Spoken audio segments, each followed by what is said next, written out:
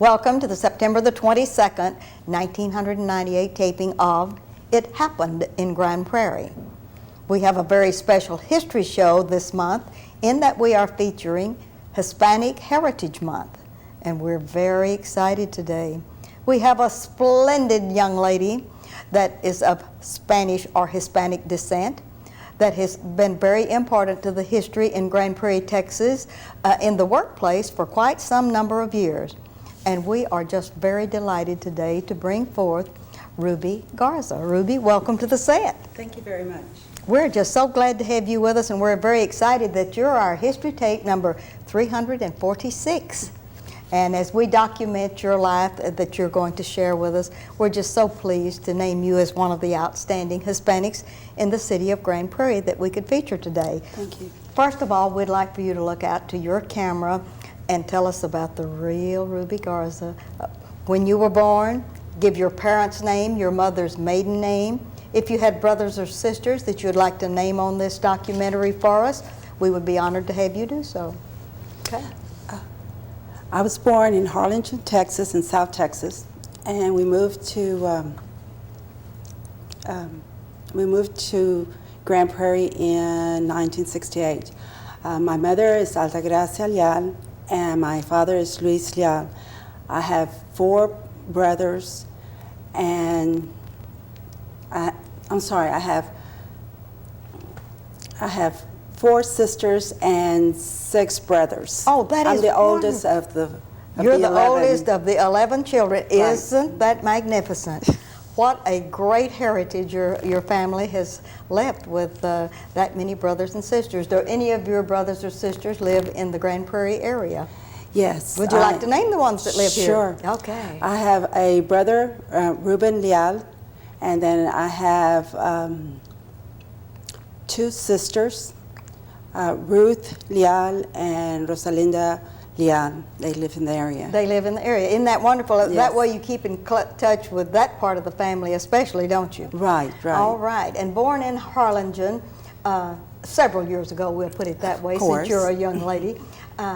That was a wonderful part of Texas, and that many of us have visited, and it's just so lovely in the valley. It's very beautiful. And when you were born there, did you go to school there? Did you start your school in Harlingen, Texas? I went to school all the way up to the 12th grade in Harlingen, Texas. All right. And graduated in 1968. All right. Now we're going to graduate you in 1968, but we're going back to about the 1st grade or even kindergarten. When you started to school, and you were the first member of the family to start to school. Right. I know that your mother was excited about taking you to the campus for the first time, and in that time in the elementary grades, were there favorite teachers that you developed a real liking to because they really did accept you and really did help you to excel and made you work hard whether you wanted to or not, that has caused you to be successful later on in life? Is there anyone in elementary or Yes. 2? Yes, in the 1st grade, my 1st grade teacher was Mrs. Torbent. Yes. And she took me under her wing, and she always encouraged me. It wasn't that she disciplined me or anything, it was just you wanted to do better because you wanted to please them. And so you put everything you had, and every time you did something, she was always there saying, you know, you did a good job, and it just made you want to even try harder. Oh, yes. And then on up through the elementary grades, were there other grades that you had as favorite grades and maybe favorite subjects in elementary and maybe another favorite teacher or 2? In elementary, I really didn't have a favorite subject. I really enjoyed all my courses. All your courses? They were very interesting. And since I was one of the few that was bilingual, I could, you know, I helped other students there. Oh, that is great. You were one of the mentors for some of the others and taught them to speak English and the second language that we need to have when we finally finish school here. All right, let's go into the middle school. Did you have a middle school break in there and go to middle school and have favorite subjects or teachers there? Had middle school. And what's the name of your middle school?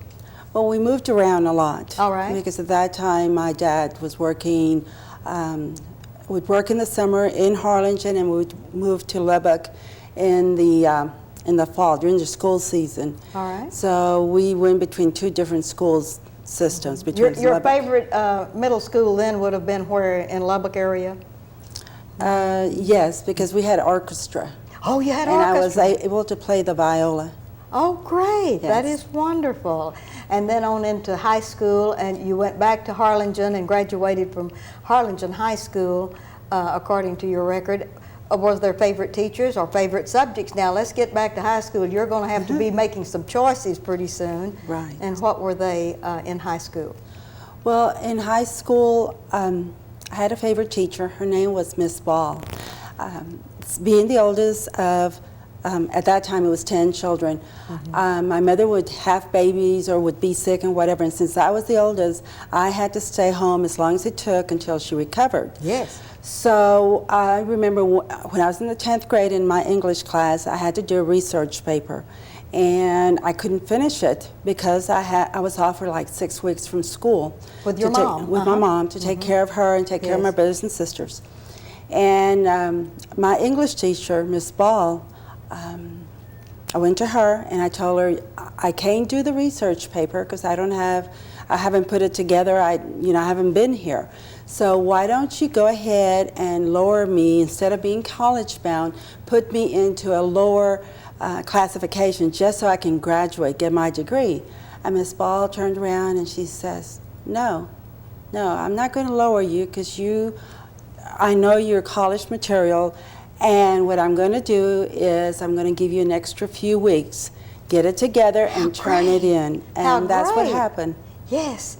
So she not only gave you an extra chance, she gave you an edge, didn't she, to go on? Yes. She knew you were college bound. Right. Oh, that is just really great. Nice. And of all of your subjects in high school, what was your favorite subject? Geometry. Geometry. Yes. Oh, and when you decided that you would go on to college, did you have any idea what your career might be? Were you looking to a career, or were you just trying to get the first year of college behind you and the basics? Well, when I graduated from high school, right after I graduated in May, and in August I got married. All right. So I got married, and I didn't go back to college until probably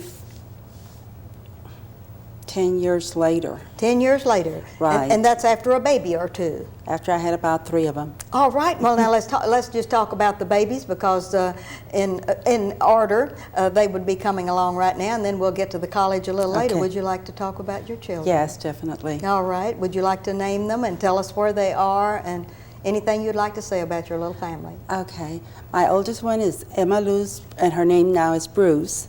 And she's a pre-kindergarten for 4-year-olds here in Grand Prairie at Barbara Bush. All right. She has done excellent.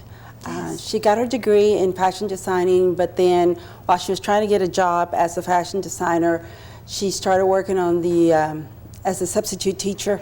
Yes. And now is a certified bilingual pre-kindergarten school teacher. That's wonderful, and maybe fashion design will come along later in her life. Isn't that wonderful? Yes, And yes. just think what an exciting teacher she'll be to her class, that she has all of this fashion design in her background and in her credits, and yet is a bilingual. Is that pre-kindergarten? Pre-kindergarten. Oh, isn't that a wonderful age? Yes, yes. Oh, and I That's know what she she loves says. it. And Barbara Bush is such a wonderful new school in Grand Yes, it Prairie. is. And so Aren't you proud for that? I'm very proud of her. Oh, you could just bust buttons? Yes. Well, yes. All right. All right, now that's number one daughter. Right, and then I have a son. His name is Stephen Garza, and he's a body man. He does art in another form, of course. Yes, And he's very good at what he does, And he enjoys that. and he enjoys it. He's Did both excellent. of your children that you've mentioned so far go to Grand Prairie schools? Yes, both of them did. All right, and they went through the elementary and on to middle school, and did they both go to South? Yes, they both went to South. Both. So you have 2 warriors down the line Right, now. right, Okay, that is right. really good. All right, now how about number 3? And then I had another daughter. Her name is Veronica Garza, and she went to South also. All right. She was very athletic. All right. She was a pitcher and very good hitter for this area. And For baseball? For softball. For softball, Right. okay, all right. And she, when she graduated from high school, she got recruited by Coffeyville Community College out of Kansas Out of Kansas. and went there for 2 years. And then she came back to Texas and went to Stephen F. Austin. Oh, that is such a great and school. finished out her school. So she got a full scholarship. Yes, that is just so Yes. wonderful. And I believe she got some scholarships she didn't even get to use in the media. You want to tell us Right. about those? Because Veronica worked with us in the past, so let's have a little bit more about Miss Veronica, shall we? Okay. Well, Veronica went to the TV media program at South Grand Prairie High, and she was invited to go to a lot of the seminars and workshops. She was one of the few students, high school students, that was invited to attend the APME Yes. conference in her senior year. She received scholarship from the Hispanic and the Black communicators. She won. great. Yes, it was fantastic. Yes. And then she won a writing contest also. And then with her softball, she topped out her freshman year at junior college. And as a matter of fact, she lost some of the money because she had too much. Had too many good, wonderful scholarships. Yes. She was just a great young lady. Where is she now? She's working at Southwestern Bell All right. as a customer service rep. Yes. And is working to trying to be a technician. Oh, how great. Yes. Is that in this area? Yes, she Oh, works you- in downtown Dallas. Oh, and you just have them all right here where you can stir a Yes. stick and get in close touch with them. Right. Oh, that is great. Now, we have you married and with these children, and that you came to Grand Prairie in 1968, I believe. Right. What- And I have one more daughter. Oh, you have one more daughter. Let's don't Yes. miss that one. Okay, my youngest daughter is Amanda Garza. She is, she'll be graduating from high school this year. Where? She's going to be going to El Centro in All a right. program they've got in downtown Dallas. But where is she in high school? She's a senior. Is that? No, she's going to be going to El Centro. Going They have there a to program. do her? Oh, well, that is great. Yes, yes. All right. And she is the fine arts child in my family. All right. She's excellent in doing ballet folklorico, Yes. very yes. much into it, has toured a lot of the area events Yes. doing that. Yes, and that is just really great. Yes. And then what does she have in her forecast for the future? Do you know what she has chosen as a career? She wants to go into dancing, theater. Theater. Good. Right. Well, that's wonderful. Yes. Well, you have 4 reasons to be very, very proud and excited about your life so far. Right. But now let's go back to what brought you to Grand Prairie, Texas. I just gotten married, and my husband was training to come to work at LTV. All right. So we came down here because he had gotten a job. Yes. And in South Texas, there wasn't many jobs Yes. at that time. Good. And you weren't working then? No. You no, were I was taking care of home. all these babies? Right. All right. And then finally, after you separated from your husband and you had to get out and hustle a job, what did you first do for a living? The first job that I had in this area, I was a clerk You were for a the clerk. welfare department. Oh, well, that's Right. great. That gave you your foot in the door to learn something and to do more. And then tell me a little bit about your jobs and getting into this marvelous educational career that you had at Dallas Baptist University and other places. Okay. I continued from the welfare department, then I became a social worker, and then continued with other companies until I'm where I'm at presently. All right. And then you'd let us know where you are now and what you began as when you began with Grumman. Okay, I'm working at Northrop Grumman. I started as a section secretary, and within a year I became a department secretary. And before I could go any further, I had to get my degree. So they offered a program with Dallas Baptist University where they transferred your work hours into, or your work hours into your experience into credit hours at the university. Yes. So I went ahead and I did that, and I tested out of credits and work experience and things like that, and got my degree, my 4-year degree in 2 years. Great.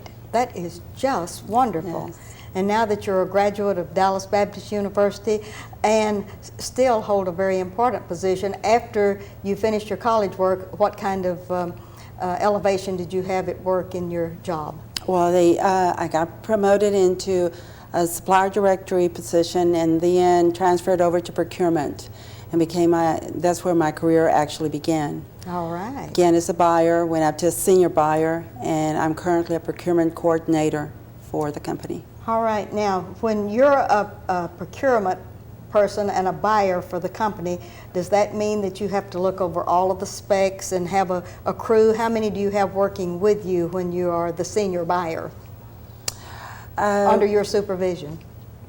Well, there's several people that are working in that area that help us, along with other departments that help us. I have to, of course, do a lot of making sure that what I buy is according to our specs or drawings, engineering, whatever Yes. is controlling the part. And where is your office located, at which one of the facilities that are located either here at Dallas or the one in Grand Prairie? I'm at the Jefferson facility. Jefferson facility. Right. And your home is in Grand Prairie, of course. Right. And you're just real hometown Grand Prairie, aren't you? Yes, very much. Oh, I think that is just so wonderful. Well, which was more exciting, beginning in procurement or getting a promotion to be the senior buyer? Isn't that some status for a young lady? Yes, it's How many senior buyers are there that are females, and how many are Hispanic females? there are not very many of the senior buyers, but in Hispanic, I'm the only procurement coordinator that's Hispanic and woman. Yes, I think that's wonderful. Yes. That's like being the first woman president of nearly the United States or something, because when you think of all of the milestones that you have passed on the way on your career ladder, and here you are now in a very responsible position with your company. That's really great. Yes. What do you do every day when you get up to go to work? And the first thing you do when you get to work, tell us about a regular day at work at Grumman, Northrop Grumman. Okay. When I get there, of course, you've got phone calls and the usual thing of, when you have parts that you've got to look for or orders that you've got to work up. Follow up on. Right, and contracts and things like that. Yes, that's So right. And it's always changing, never the same. never the same. Never the same. Every day is different. Yes. And how many people do you have working with you now under your supervision? Or do you have a boss and you're one of the directors? Well, I'm in a group, and there are, of course, we've got our leader, and then we've got probably about 10 buyers I see. in different level grades. Do you use your bilingual language skills during your job? Is that Not on this one. I did on this previously, Yes. and I've been able to use it quite a bit. As a matter of fact, that's why I got a lot of the jobs that I did, is because I was bilingual. Yes. And they would make exceptions for me. Yes. Oh, I think that's wonderful. All right. Would you let me know about any outside activities? We'll get back to your work in just a minute, but any outside activities that you're able to do. Here you've raised a family of 4, and you've put yourself through the university, and yet you have other university hours that you have put in. What do you have as an outside interest? Do you have any hobbies, or do you have a special church you go to, or clubs, or organizations, or groups, or professional groups that you're a member of that we'd need to know about on this tape? Well, my favorite pastime, All right. hobby, best thing I want to do is spend my time with my 3 grandchildren. Oh, I just thought you were never going to get around to telling us about the grandchildren. Who is the mother and father of the grandchildren, and name your grandchildren? Okay, Stephen, my son, Stephen and Claudia, and my granddaughter, my oldest granddaughter is Victoria. All right, and how old is Victoria? Victoria is 5, and she's going to Evangel Temple. All right. And then my grandson, the only grandson I have, and he is 3. And his name? And his name is Stephen, just like his dad. Just like Dad, okay. And he's going to Evangel Temple, first year that he's gone there. And then my other granddaughter is from my daughter Veronica and her husband Gerald. All right. And her name is Brianna Liberty Young. My, isn't that an exciting name? Yes. Yes, yes. That sounds like a movie star, doesn't Right. it? Yeah, and she may be one day. Who knows? She's a character, if nothing Yes, else. Yes, oh, that is really great. Right. And what do your 3 grandchildren like to do with grandmother? We go to the movies sometimes. Amanda helps me a lot with them. And between the 2 of us, we'll take all 3 and we'll go to the movies, have popcorn, the normal things, popcorn and candy. And Yes. of course, we don't tell Mom about it. No, you'll be in bad trouble. And then we'll go home and we'll have dinner or whatever. And we also go, of course, to places like Chuck E. Cheese and have the good old, games and things like that. Are your parents still living? Yes, my mother lives here in Grand Prairie, and my father lives in South Texas. All right, and do you have family get-togethers now that really pull together your Hispanic heritage so that you don't forget your roots? Or do you have Christmas together and Thanksgiving or any special holidays or birthdays that you'd like to talk about? Right. In my family, the most important ones are, of course, Thanksgiving. And Yes. of course, everybody comes over to my house. And Oh, to your home? yes, and we have the usual thing, the turkey and the stuffing. And All the good stuff. All the good stuff. The table overflows, as a matter of fact. Yes. And everybody gets together. That's the one time, there's 2 times in the year when everybody gets together no matter what. And it's at Thanksgiving and then Christmas. It's another time that we all get together, everybody dressed up and opening presents and eating and just relaxing. Celebrating, having a good Celebrating, time. yes. Do you ever get together on your mother's birthday? Now, she's the matriarch of the family in this area, so do you have celebrations for her? I'm into Mother's Day and all of this good stuff. Of course.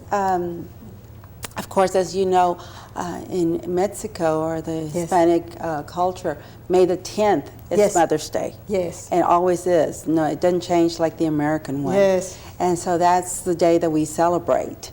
And of course, Amanda, my youngest one, was born on May 10th. Oh, how great. So her middle name is half of my mother's name, which is Alta. Oh, that's great. So, because being born on Mother's Day and your mother was honored by having her as a namesake. Isn't that great? Right. All right. What do you do during your vacation?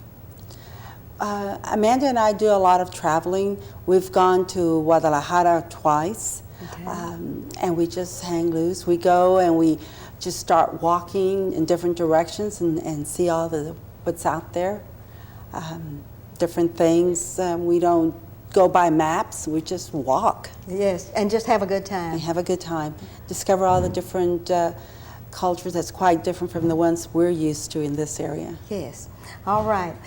If you would speak to any of the young people that may be watching the show, I'd like for you to just look out in your camera and just maybe talk with them a little bit about how important it is for them to pay attention to their life when they begin, because every step that they take is going to be accountable later on. Tell them anything that you can to encourage them to toe the mark. Okay. What I've always told my children is that you are your own limitation. You can do anything you want. You don't have to be the smartest child on the earth. Just as long as you want to do it, you can do it.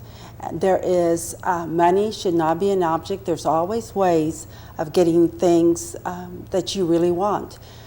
You can work for it. There's also a lot of avenues out there that people don't know of, that if you talk to like counselors or other older people, they will know this.